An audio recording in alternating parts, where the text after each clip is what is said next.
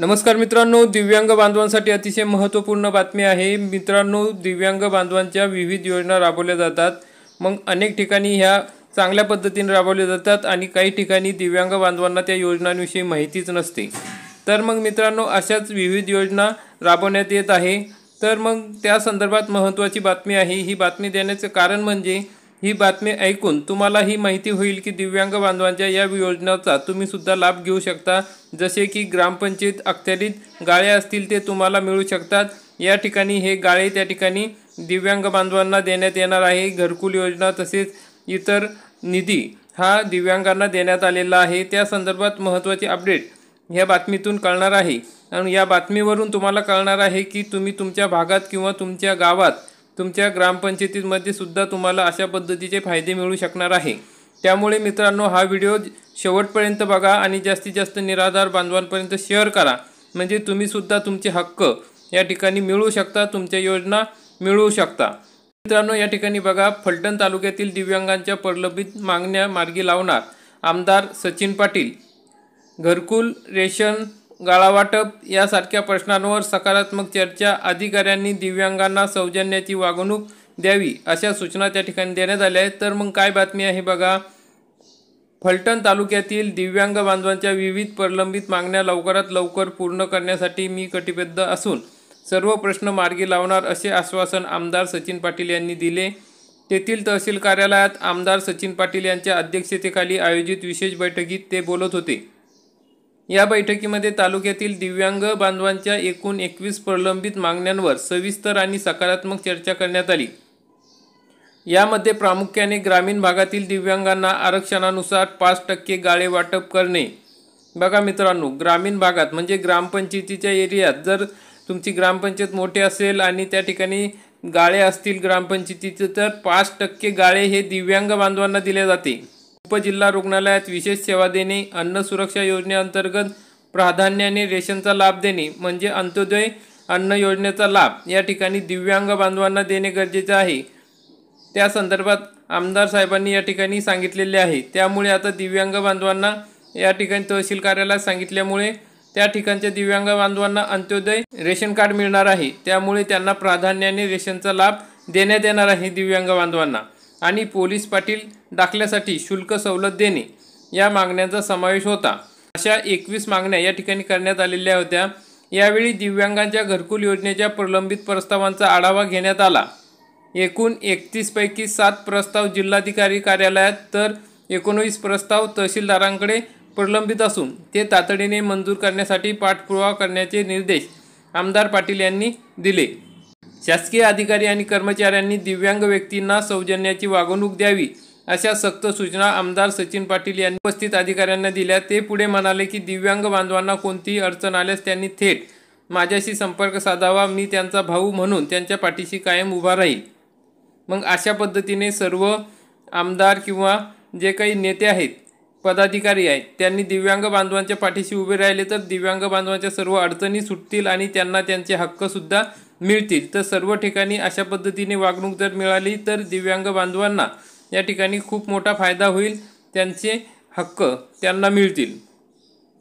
या बैठकीस उपविभागीय अधिकारी, नायब तहसीलदार, गटविकास अधिकारी, नगरपालिका मुख्य अधिकारी, उपजिल्हा रुग्णालयाचे डॉक्टर, प्रहार संघटनेचे सागर गावडे यांच्यासह विविध विभागांचे अधिकारी आणि दिव्यांग बांधव मोठ्या संख्येने उपस्थित होते। मग मित्रांनो, हीच बातमी पुढारी न्यूजपेपरला सुद्धा आलेली आहे। बघा, दिव्यांगांचा अनादर खपवून घेतला जाणार नाही। दिव्यांग बांधवांच्या मागण्यांची पूर्तता तातडीने करण्यासाठी आपण कटिबद्ध आहोत। प्रशासनाने आपल्या पातळीवर दिव्यांगांचे प्रश्न प्रलंबित राहणार नाहीत याची खबरदारी घ्यावी। शासकीय अधिकारी कर्मचाऱ्यांनी दिव्यांगांना सन्मानाची वागणूक द्यावी, त्यांचा अनादर होईल अशी कृती खपवून घेतले जाणार नाही। मित्रांनो, अनेक शासकीय अधिकारी कर्मचारी दिव्यांग बांधवांना व्यवस्थित माहिती सांगत नाही किंवा त्यांच्यावर आरडाओरड करतात, त्यांना कमी लेखतात। त्यामुळे या ठिकाणी या तक्रारी करण्यात आलेल्या होत्या। त्यामुळे त्यांनी सर्व शासकीय अधिकारी कर्मचाऱ्यांना सांगितलं आहे की दिव्यांगांना सन्मानाची वागणूक द्यावी, त्यांचा अनादर होईल अशी कृती खपवून घेतली जाणार नाही। प्रशासनाने याबाबत सतत जागरूकता दाखवावी। दिव्यांगांच्या अडचणी सोडवणे हे आपणा सर्वांचे नैतिक कर्तव्य असल्याचे प्रतिपादन आमदार सचिन पाटील यांनी केले। दिव्यांग बांधवांच्या प्रलंबित मागण्या व वरिष्ठ अधिकाऱ्यांकडून दिव्यांगांना अपमानाची वागणूक मिळत असल्याच्या दिव्यांगांच्या तक्रारीवरून तहसीलदार यांच्या दालनात आयोजित केलेल्या बैठकीत ते बोलत होते। या बैठकीत दिव्यांगांना मिळणाऱ्या सुविधा तातडीने देण्याबाबत संबंधित विभागांना सूचित करण्यात आले। प्रलंबित प्रस्ताव तातडीने मार्गी लावण्याचा निर्णय घेण्यात आला। यावेळी सचिन पाटील यांनी दिव्यांगांच्या प्रलंबित 31 प्रस्तावांची सविस्तर माहिती घेतली आणि 5 प्रस्ताव जागेवरच मंजूर केले। घरकुलांचे उर्वरित प्रस्ताव तातडीने मार्गी लावण्याच्या सूचना दिल्या। या बैठकीचा परिणाम एवढा चांगला झाला की लगेच गट विकास अधिकारी म्हणजेच BDO यांनी लगेच ग्रामपंचायतींना पत्र काढले आणि सांगितले की आपल्या ग्रामपंचायतीच्या अखत्यारीत असणारे गाळे दिव्यांगांना भाडेतत्त्वावर देण्याबाबत। संदर्भ दिव्यांग संघटनेसोबत आमदार सचिन पाटील साहेब व उपविभागीय अधिकारी उपविभाग फलटण यांची सभा 20/8/2025 मध्ये दिलेल्या सूचनेनुसार हे पत्र लगेच काढलेलं आहे बघा। उपरोक्त विषयास अनुसरून याद्वारे तुम्हास कळवण्यात येते की माननीय आमदार सचिन पाटील साहेब फलटण कोरेगाव विधानसभा मतदारसंघ माननीय उपविभागीय अधिकारी यांनी दिव्यांग संघटनेच्या प्रतिनिधीसोबत 20/8/2025 रोजी बैठक घेतली। त्यामध्ये दिलेल्या सूचनेनुसार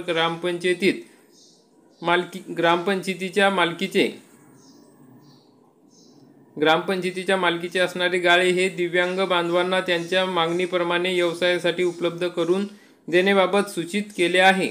त्यानुसार आपल्या ग्रामपंचायतीकडे अशा दिव्यांग बांधवांकडून भाड्याने गाळे मागणी झाल्यास त्यांना प्रथम प्राधान्याने व नियमानुसार दिव्यांग बांधवांना देण्याबाबतची कारवाई करण्याबाबत या ठिकाणी गट विकास अधिकारी वर्ग 1 पंचायत समिती फलटण यांनी या ठिकाणी हे पत्र काढून लगेच ग्रामपंचायतीला सूचना दिलेल्या आहे। तर मित्रांनो, आपण आपल्या हक्कासाठी लढलं पाहिजेत। अशा बैठका घेऊन सभा घेऊन कोणी आमदार म्हणा कोणी पदाधिकारी यांच्यामार्फत जर आपण असे निर्णय घेतले तर तुम्हाला सुद्धा तुमच्या भागात तुमच्या गावात तुमचे जे हक्क डावलल्या जात आहेत, तो निधी असो किंवा तुमचे काही घरकुल असो इतर काही योजना असतील त्या तुम्हाला अशा पद्धतीनं मिळवता येईल। कारण की मित्रांनो, आपल्याला त्या ठिकाणी आपला हक्क मागून घ्यावा लागणार आहे, आपल्यापर्यंत कोणी येणार नाही। तर मित्रांनो, अशा प्रकारे तुम्ही सुद्धा तुमच्या ग्रामपंचायतीत जर गाळे असतील तर ते तुम्हाला मिळू शकतात। तर अशा प्रकारची महत्त्वाची अपडेट होती। जास्तीत जास्त निराधार बांधवांपर्यंत हा व्हिडिओ शेअर करा। व्हिडिओ आवडला असेल, उपयुक्त वाटला असेल तर व्हिडिओला लाईक करा, चॅनलला सबस्क्राईब करा। धन्यवाद। जय हिंद, जय महाराष्ट्र।